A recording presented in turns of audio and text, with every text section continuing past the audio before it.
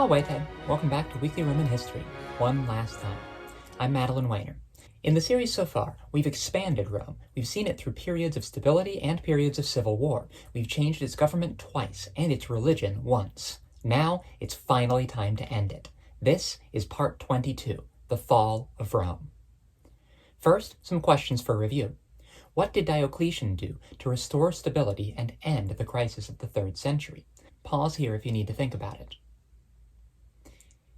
He divided rule between 4 emperors called the Tetrarchy. He also consolidated power massively under these emperors, leading to true authoritarian rule and the end of the illusion of a republic. Next, who won the civil war that resulted from the collapse of the Tetrarchy? If you said Constantine, you're right. He was the son of one of the original tetrarchs, the Western Caesar Constantius. Diocletian's move of appointing the next Caesars without giving the rest of the tetrarchs a say left Constantine out of consideration, which led to conflict and the end of Diocletian's system.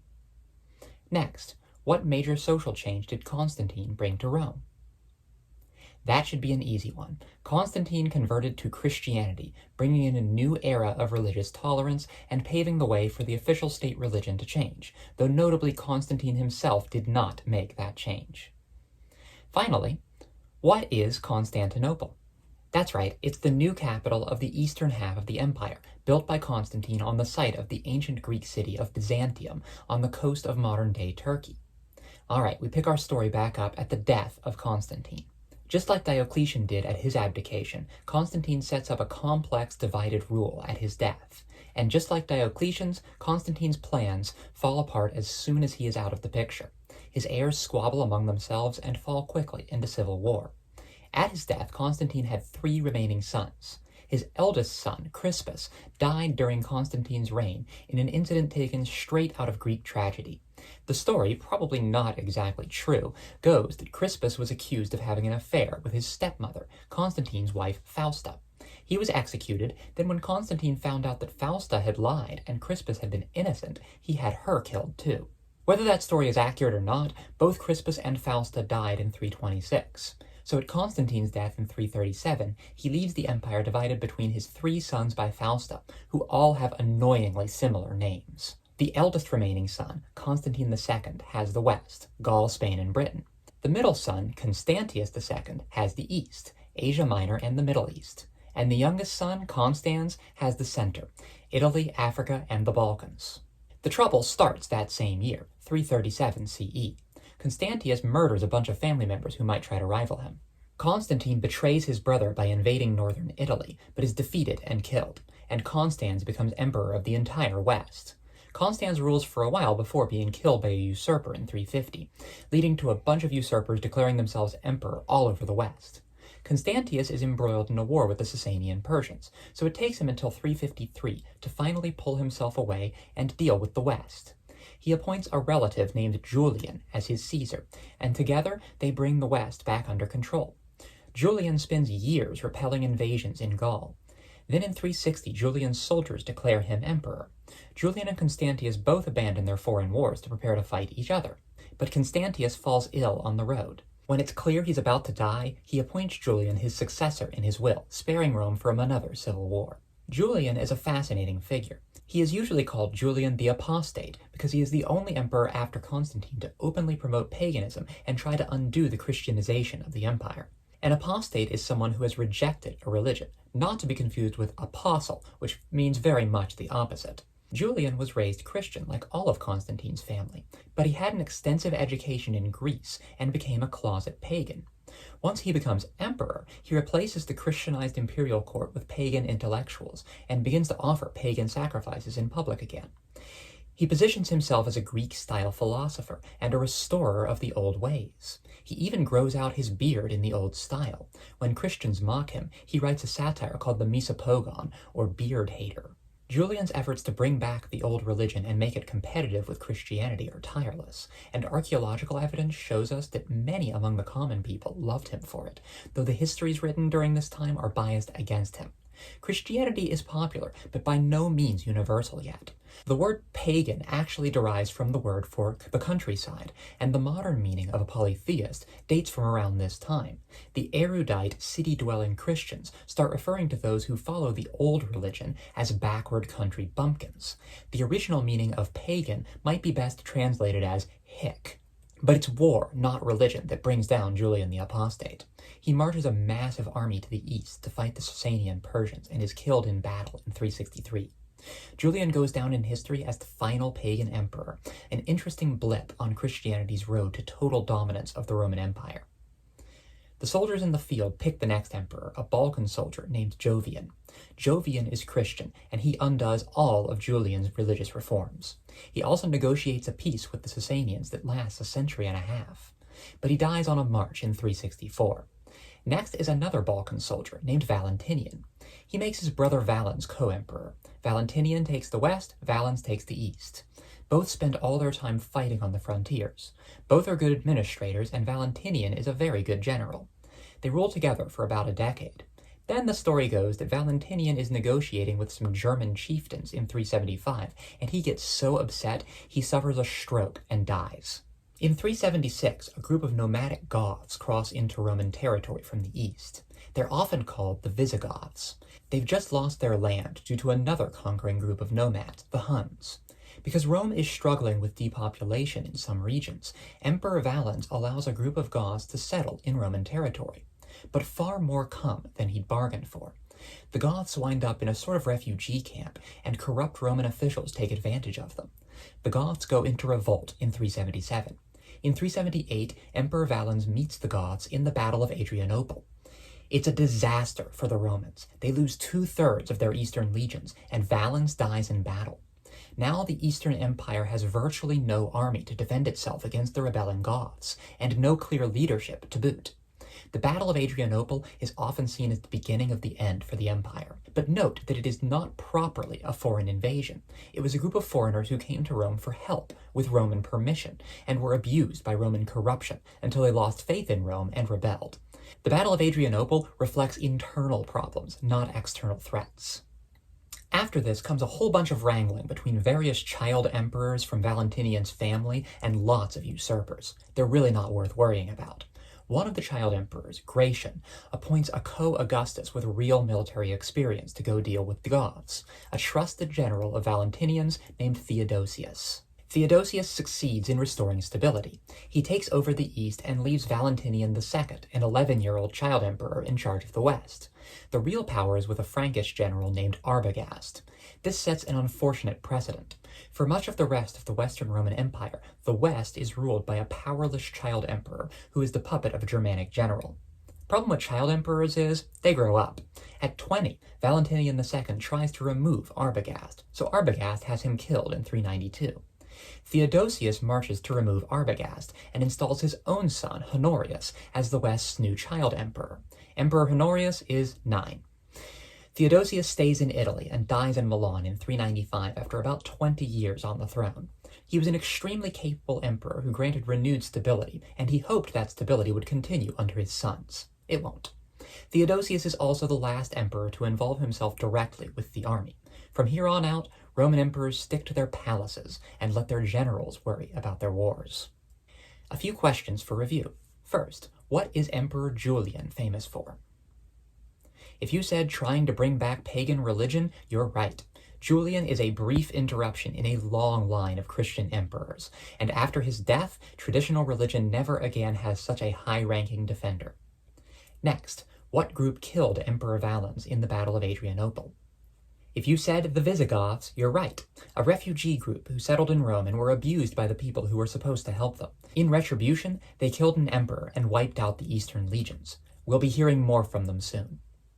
At Theodosius' death in 395, his 18-year-old son Arcadius takes over the east, and the 11-year-old Honorius holds on to the west.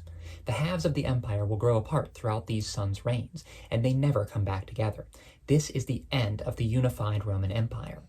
I will primarily focus on the Western Empire for a bit, but we'll catch up with the East later. Both Arcadius and Honorius are powerless and controlled by foreign advisors. Honorius's advisor is a Vandal named Stilicho. He exerts heavy authority in both the west and east, even having Arcadius's advisor killed when he displeases him. More and more, both halves of the empire have to make peace with invading groups of foreigners and allow them to settle in Roman territory instead of expelling them. Rome needs to do something about its depopulation, and often the invaders have no homes left to go to because of the expansion of the Huns. One of the groups of foreigners living in Roman territory is the Visigoths, who fought the Battle of Adrianople. They are now under the leadership of Alaric, who was an accomplished Roman soldier under Theodosius. The Roman army crumbled after Theodosius' death, and Alaric created a fighting force of Goths to fill the void, working with the Roman government. But the Romans don't grant Alaric as heavy honors as he would like, and often break promises made to him, causing friction. Alaric and his Goths march on Italy in 401 and 402, but Stilicho drives them back both times. It's at this time that Honorius vacates the city of Rome. He moves the capital of the Western Empire to Ravenna, a city about 200 miles to the north. It's surrounded by swampland and thus much easier to defend. This is an admission that Rome is no longer safe from invasion. Honorius, his court, and the Senate are much safer in Ravenna, and of course, more isolated, less involved in actual governance. In 408, Stilicho breaks another promise to Alaric, and the Goths go into revolt. Stilicho pays them off to avoid war, but this backfires. Native Italians feel that Stilicho, a foreigner, is showing favor to other foreigners. A wave of xenophobia grips Italy. Stilicho is put on trial, and Honorius has him executed. Whipped into a frenzy, people all over Italy massacre foreigners. Around 30,000 refugees flee Italian cities and flock to Alaric and his Visigoth army. Alaric marches on Rome in 408 and sends negotiators to Ravenna to deal directly with Honorius. It is notable that Alaric chooses diplomacy. The common image of this era is of hordes of barbarians looting and destroying Rome, but in fact, Alaric shows how much he doesn't want to march on the city. He spent his early life in the Roman army, and his own army started as a method to defend Rome, not to attack it. He's Christian, which is now the Roman religion.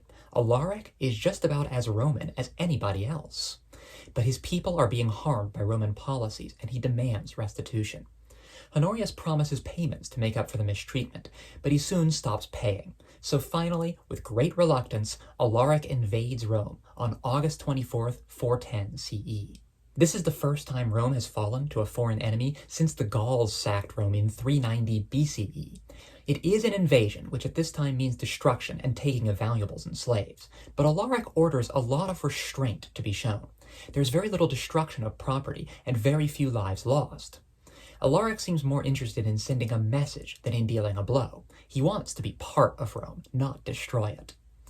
But the symbolism of Rome falling to foreign invaders is immense. The event sends shockwaves through the entire empire, and people mourn like the empire has fallen, which it will soon.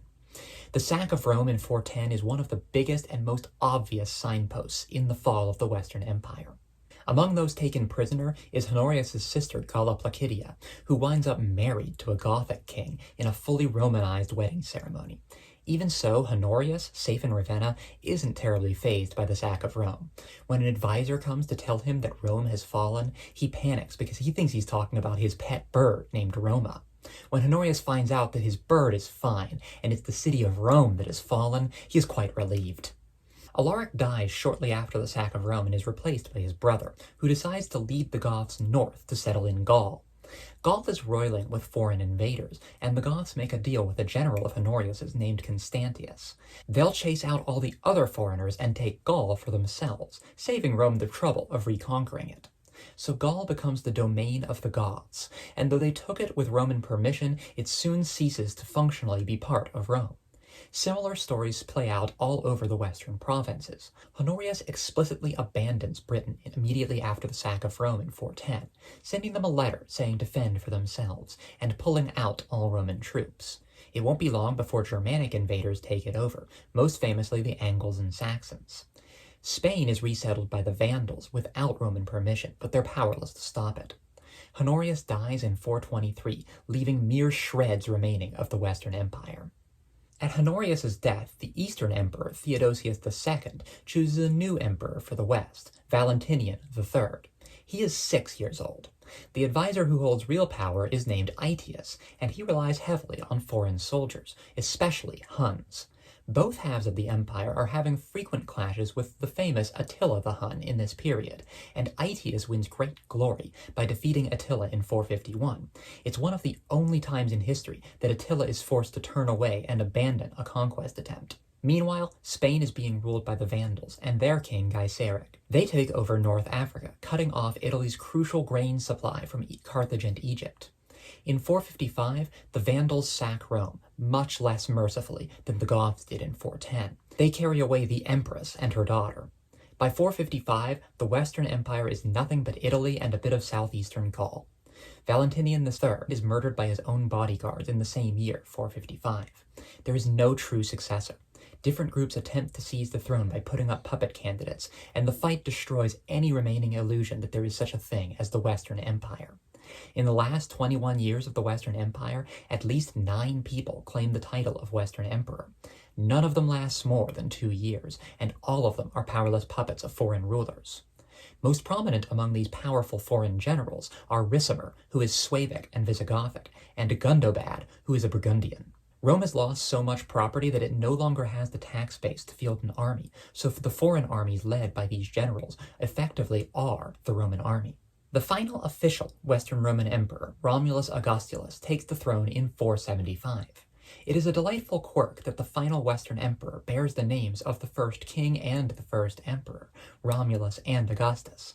Though Augustulus is just a nickname, it means little emperor, because he was a child and not actually important. Romulus Augustulus is described as a youth. We know he's a minor, but we don't know how old. He is the puppet of his father, a general named Orestes. By this point, emperor is just a meaningless title, irrelevant to any real power. We have returned to an era of warlords, in which the only true power lies in private armies. Romulus is removed within a year. Odoacer, a German general, kills Orestes and removes Romulus from the throne. Mercifully, he exiles him rather than killing him. Odoacer then declares himself King of Italy, a new title that reflects reality better than Emperor of Rome. He writes a letter to the Eastern Emperor Zeno, pledging his allegiance and telling him that he needn't bother appointing a new Western Emperor. One emperor will be sufficient for both halves going forward. It's a cheeky, sarcastic comment. The Western Empire is no more. The date of Romulus Augustulus's removal, September 4th, 476 CE, is the traditional date for the fall of the Western Roman Empire. Like so many other big dates I've given you in these videos, it is a fairly arbitrary signpost, representing a big, gradual shift. Rome has been falling apart, at least since the death of Constantine, arguably since the crisis of the 3rd century, maybe even from the end of the 5 good emperors, or even the rise of Augustus. But the exile of Rome's final Western emperor is a powerful symbol, so it serves as our end date. Rome, as we think of it, lasts from April 21st, 753 BCE to September 4th, 476 CE. But of course, Rome hasn't actually ended yet. The Eastern Empire is still meaningfully the Roman Empire. It's distinctly less Roman feeling. Its capital is Constantinople, and it speaks Greek instead of Latin. After the fall of the West, we usually call it the Byzantine Empire. It's named after the city that Constantinople was built on top of, Byzantium. Still, it's the only Roman Empire we've got left, so let's catch up with it a bit. Back in 408, Arcadius, the older son of Theodosius, is succeeded by his 7-year-old son, Theodosius II. When this Theodosius grows up, he has a long and excellent reign. He is very interested in civil law. He oversees a massive effort to write down the complex, informal body of Roman law. The result is the Theodosian Code, which is our source for Roman law and much of the basis for the common law codes, which formed the backbone of the European justice system all the way through the Middle Ages and still inform international law today. Theodosius II also builds a set of defensive walls around Constantinople that keep it safe from invasion for another 1,000 years. Only the rise of cannon artillery can bring them down in 1453.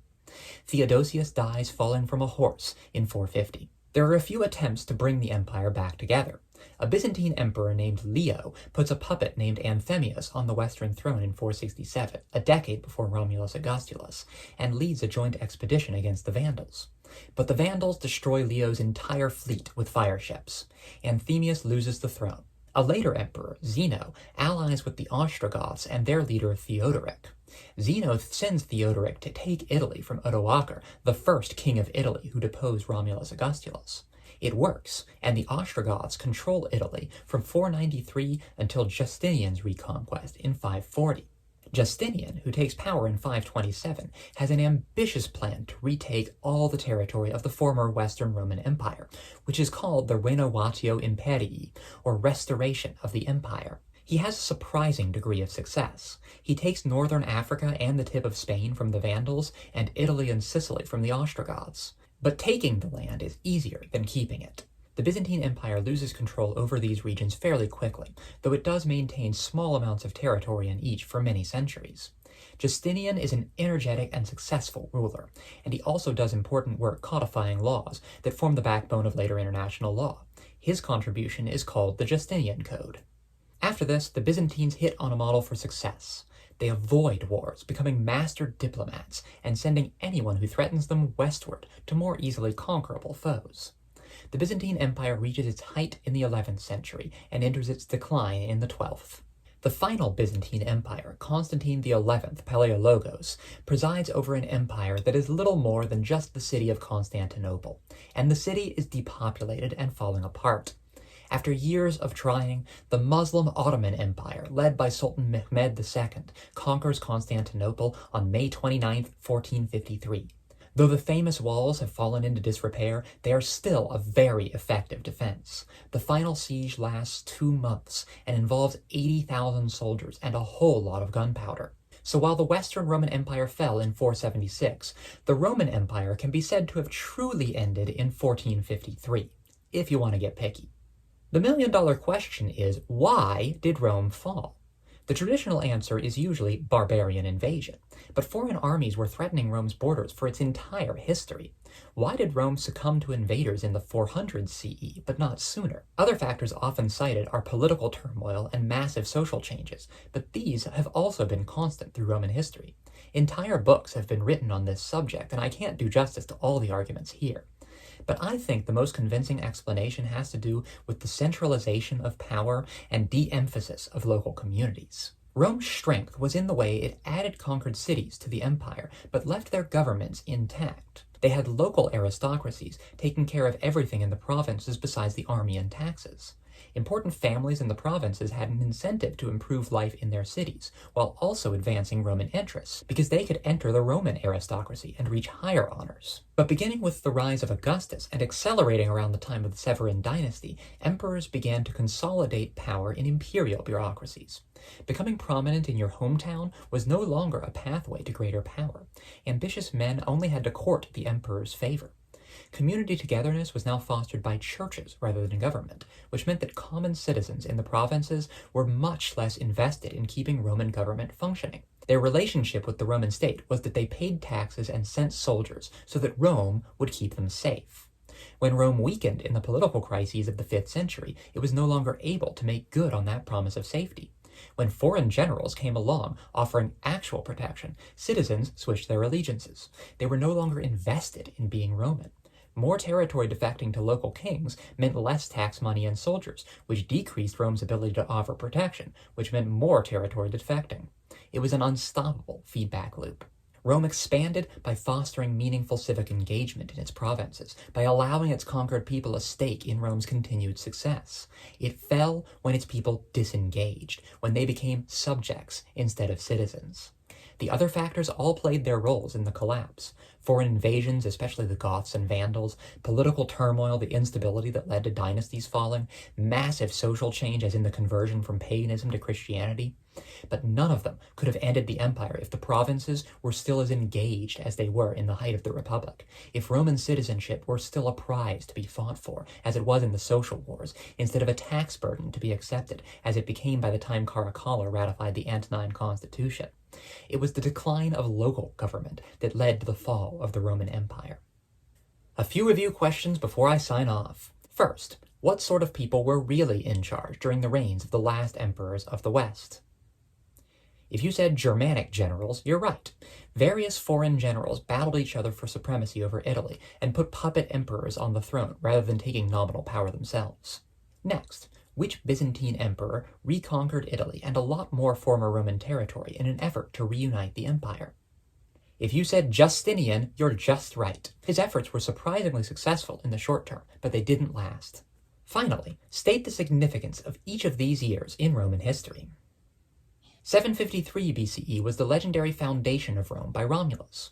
509 BCE was the expulsion of Rome's last king and the foundation of the Republic.